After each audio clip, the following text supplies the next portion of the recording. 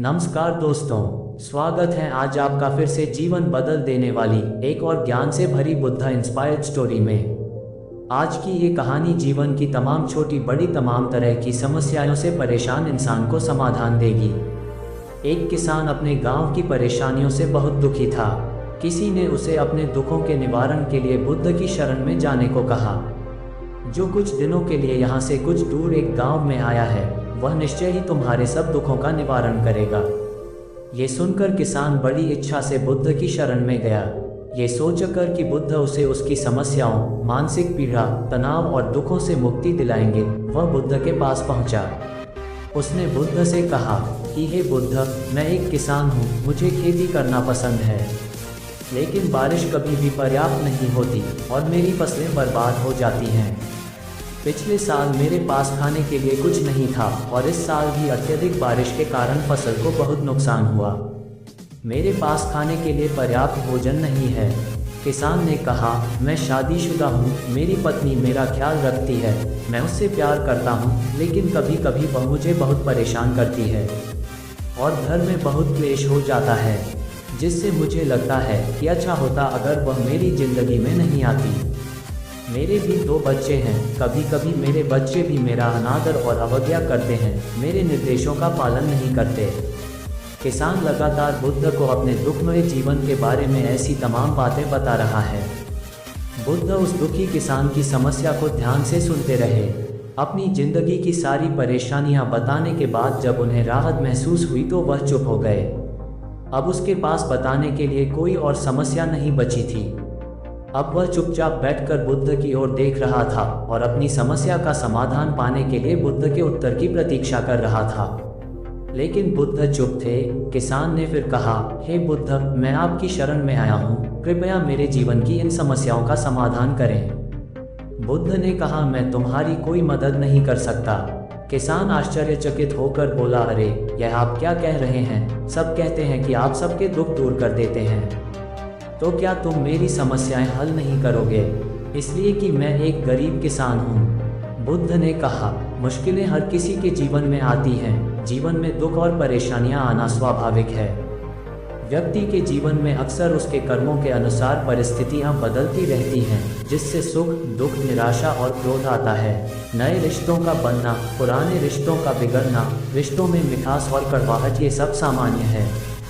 ये जीवन का हिस्सा है और यह जीवन का चक्र है।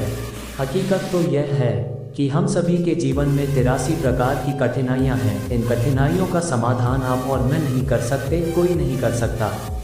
जिंदगी और जिंदगी में बनने वाले रिश्ते स्थिर नहीं होते। एक दिन रिश्तेदार भी चले जाएंगे और जिंदगी भी खत्म हो जाएगी, लेकिन ये समस्याएं वैसे ही रहेंगी जैसे आज आपकी जिंदगी में हैं और कल किसी और की जिंदगी में होंगी।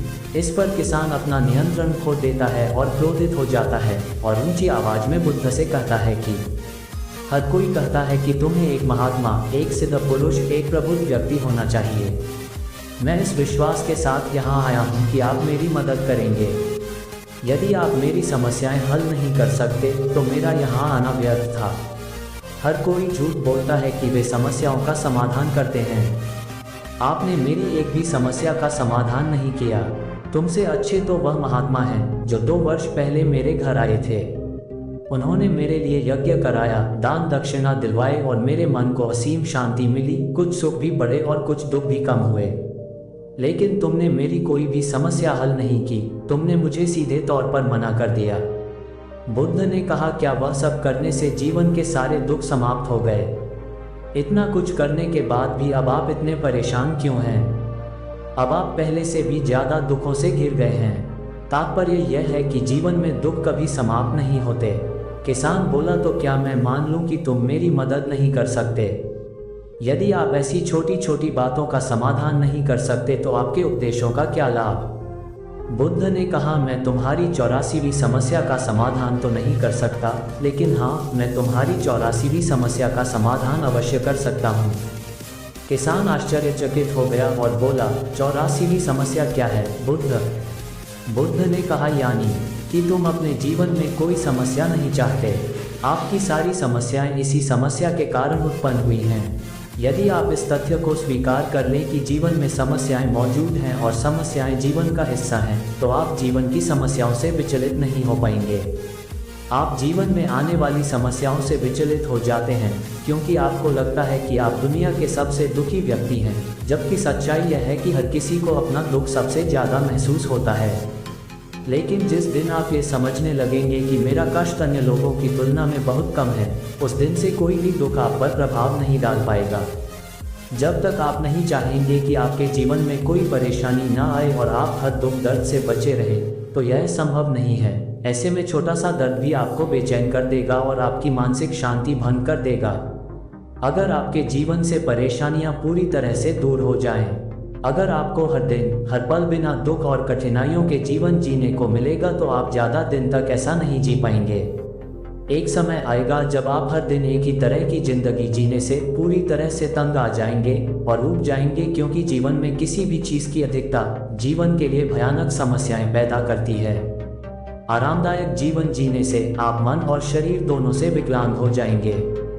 तो ऐसे जीवन का क्या फ़ायदा जो बाद में आपको नर्क जैसा जीवन जीने पर मजबूर कर दे। जिस तरह खाना खाने का असली आनंद तभी मिलता है जब बहुत भूख लगी हो, और पानी पीने का असली मज़ा तभी आता है जब बहुत प्यास लगती है, उसी तरह जीवन के तमाम दुखों और परेशानियों को झेलने के बाद ही खुशी का आनंद मिलता है। इसीलिए जीवन में सुख और दुख अलग अलग रूप में आते रहते हैं। हम चाहकर भी जीवन से सुख दुख को खत्म नहीं कर सकते, लेकिन उनसे इतना ऊपर जरूर उठ सकते हैं कि कोई भी बड़ी समस्या मन को विचलित न कर सके। इसके लिए अपने मन को शक्तिशाली बनाएं, धैर्य रखें, प्रतिदिन आध्यात्म का ध्यान करें, ज्ञान बढ़ाओ। यह आपके जीवन की सभी समस्याओं का समाधान है। इसे जीवन की चतुर्मुखी समस्या का समाधान कहा जाता है। महात्मा बुद्ध का यह अद्भुत ज्ञान पाकर किसान संतुष्ट हो गया और उसका मन बिल्कुल हल्का हो गया। मन में जो समस्याएं परेशान कर रही थी, उनके प्रति जिज्ञासा शांत हो गई। किसान ने अपनी आंखें बंद कर ली और आनंद का अनुभव करने लगा। किसान को समझ आ गया कि वह अब तक क्या गलती कर रहा था और वह बुद्ध के चरणों में गिर गया। तो दोस्तों, मुझे उम्मीद है कि महात्मा बुद्ध की इस कहानी बुद्ध प्रेरणादायक के माध्यम से आपके जीवन की कई समस्याएं समाप्त हो गई होंगी या कुछ समस्याओं का समाधान मिल गया होगा। मिलते हैं नेक्स्ट वीडियो में। धन्यवाद।